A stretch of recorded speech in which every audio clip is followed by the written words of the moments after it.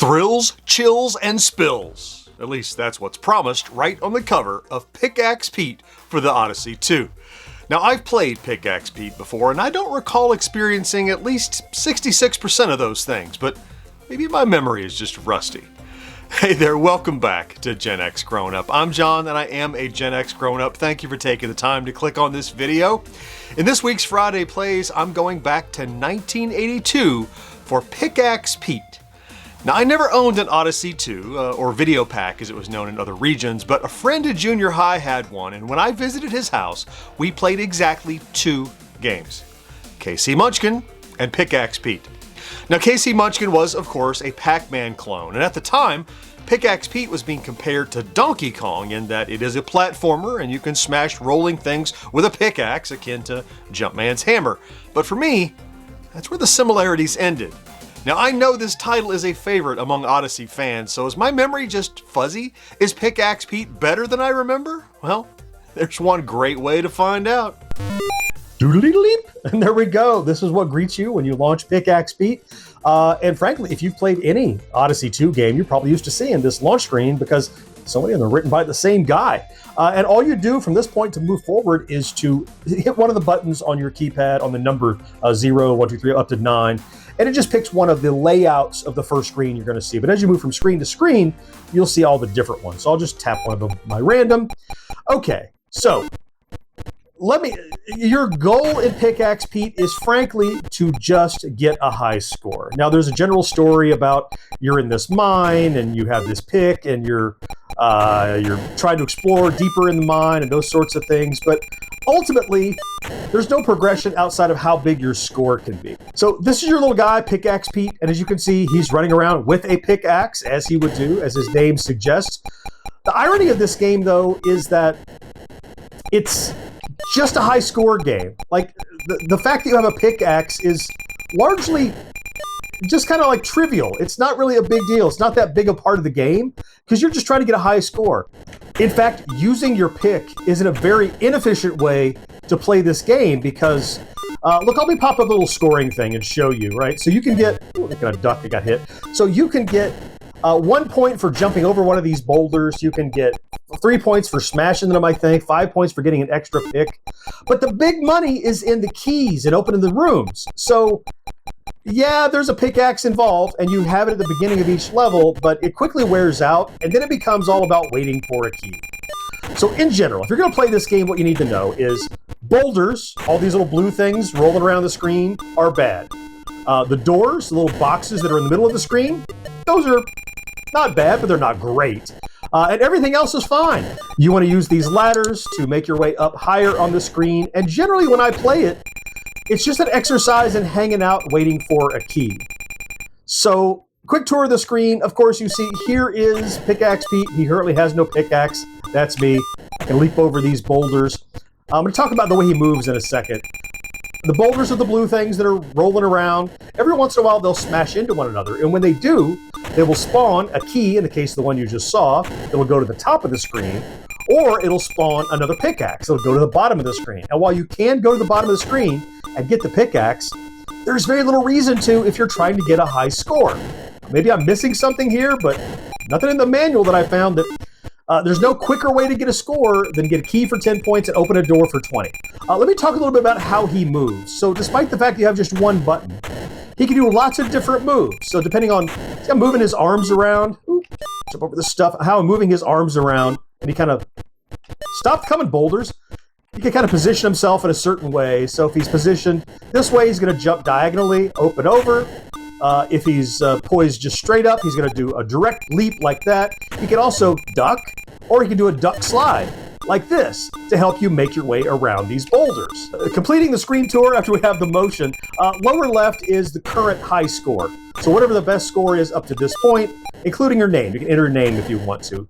In the middle is your name if you've entered it. So that 13 was me a minute ago, just before Pickaxe Pete died and I started this again. And lower right is your current score of 20.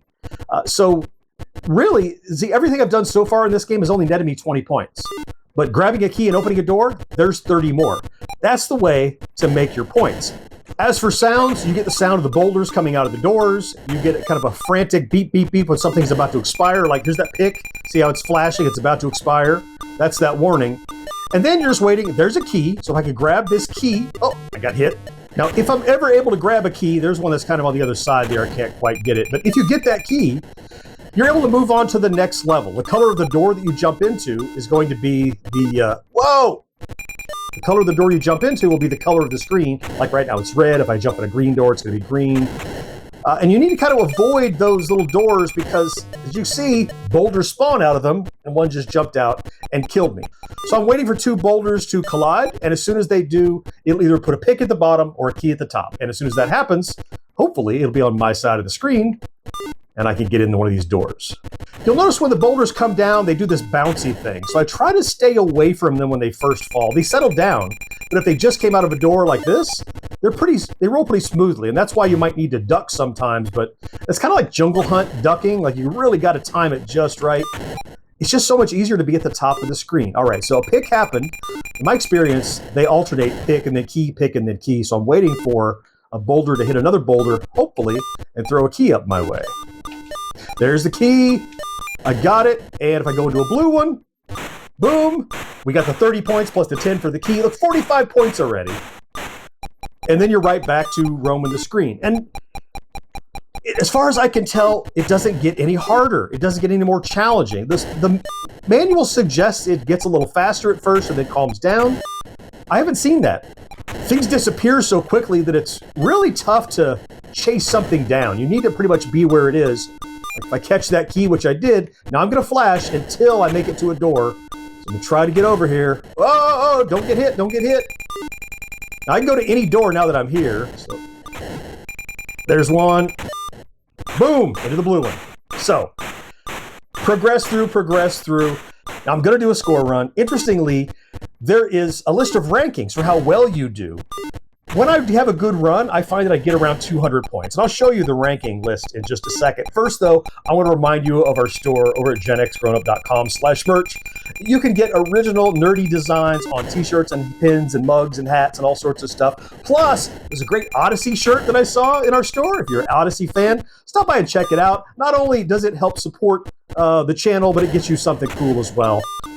We certainly appreciate when you keep us in mind. Now, I've reset the game, and before I start, I want to show you their rankings from the manual. Look, 50 to 99, you've struck gold, 100 to 249, you've hit the mother lode, all the way up to 800 plus, you've founded a dynasty. So I guess, theoretically, yeah, I could see if you focused on the game long enough, you could probably get enough keys and doors to get the full 800 points or so. But once you get past 200 or so, I find that the novelty of this game wears off. I don't see the thrills or the spills or the chills or any of the thing they advertised. I just see kind of a sloppy platforming game with odd physics and limited usage of the very character's signature move, which is a pickaxe. I find the pickaxe is wholly secondary here. So, all right, here we go. You know, I've been playing this game quite a bit over the last few days, getting ready for this Friday Plays, and it's just increasingly odd to me. Not that people would play it or, whatever its quality. It's just that you would name a game Pickaxe Pete, and even bother to name it that, and then make the pickaxe such a trivial part of the game. Like, it's almost inconsequential. Here comes a key. Great. I'm going to leap and get that key. Into the white door. Great. There's 32 points. Just everything about it feels sloppy. Like your man Lou moves kind of slippery. See how he kind of glides up these ladders, and it's not real definitive. He gets stuck in the corners sometimes. And not taking nothing away from Odyssey fans, I'm sure. Look, if this was the platformer you had, I'm sure you had it and enjoyed it and had a great time with it, and that's all great. I mean, but you've been in the arcade. You know what platformers look like and how they play, and like there's very little to do here. There's so little going on that, yeah, like I've added this to my list of favorites, but I doubt I'm going to play it super regularly. It's just one of my favorites on the Odyssey, right? Doesn't mean it's a particularly great game. There's a key I'll try to get to. All right, I got it, but I fell, so work my way down this other door with any luck. Right, stop being black, door. There we go. Pink is good. Let's go in. Got it. 77. Working our way up. Let's get at least 100 points or so.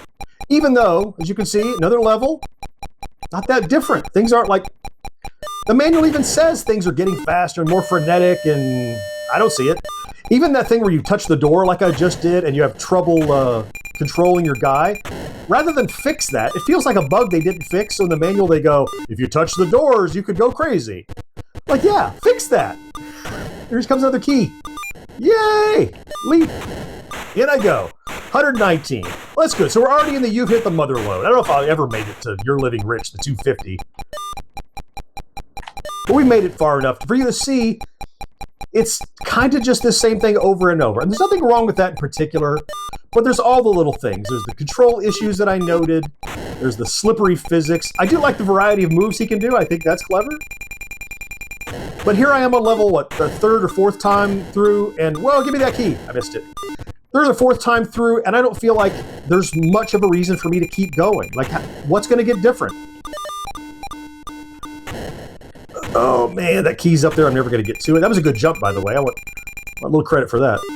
Let it go the other way. Come on, ladder. And by the way, the ladder is the only way you can work your way up.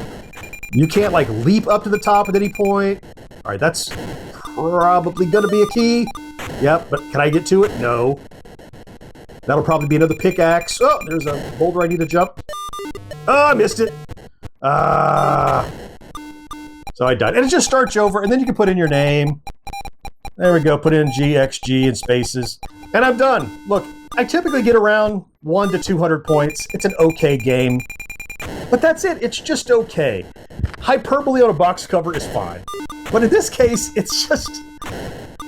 It may be a great game for Odyssey, but even compared to a lot of other games of the time, 82 at this point, it feels a little underdeveloped. Like much more could have been done at that time. So my memory wasn't faulty. I think that Pickaxe Pete is kind of a meh game, even though, admittedly, I just had a good time playing it with you. Now, of the 50 plus or so titles released for the Odyssey 2, nearly half were written by Ed Averitt, and Pickaxe Pete is among his games. At the time of release in 1982, a review in Joystick magazine awarded Pickaxe Pete a 7 out of 10 for gameplay, okay, but a 3 out of 10 for graphics. Ouch. And even more interestingly, the review mentions that most level game fans will enjoy it. Level game here, meaning platformer, before the term for these types of games was ever established. History. I cover a different vintage game each week here, so if you have a favorite you'd like to see get the Friday Plays treatment, well, let me know down in the comments. Meanwhile, links to recent episodes here and here. I certainly hope you found something to enjoy in this video, and I can't wait to talk to you again next time. Bye-bye.